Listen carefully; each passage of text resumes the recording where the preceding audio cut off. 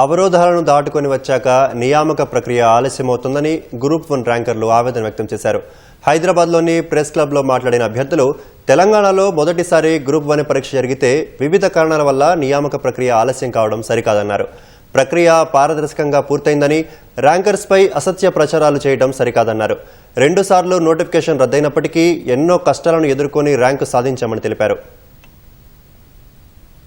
Hard work తో merit తో ఇంత దూరం వచ్చాక కూడా ఫైనల్ గా మనం ఆ ఆపర్చునిటీ అనేది తీసుకోలేకపోతున్నాం. మనకి ఇంకా ఫ్యూచర్ రిక్రూట్మెంట్ కి ప్రిపేర్ అయిదాం అనుకునే స్టూడెంట్స్ కి కూడా ఒక ఫీల్ వస్తుంది గ్రూప్స్ మీద. మనం ఈ ప్రాసెస్ ని ట్రాన్స్పరెంట్ గా ఆనెస్ట్ గా ముందుకు తీసుకెళ్తే ఒక మంచి ప్రెసిడెంట్స్ ని సెట్ చేయొచ్చు ఫ్యూచర్ లో ప్రిపేర్ అయ్యే వాళ్ళు. అలా 15 సంవత్సరాలు నిరీక్షించిన తర్వాత మొదటి గ్రూప్ 1 రిక్రూట్మెంట్ ఇది.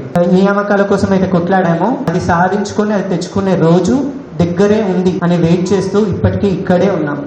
ఆల్మోస్ట్ మా సర్వీస్ లో మా ఏజ్ లో ఒక 5 to 6 years కోల్పోయాం సార్. సర్వీస్ లాస్ అవుతున్నారు సార్ చాలా మంది.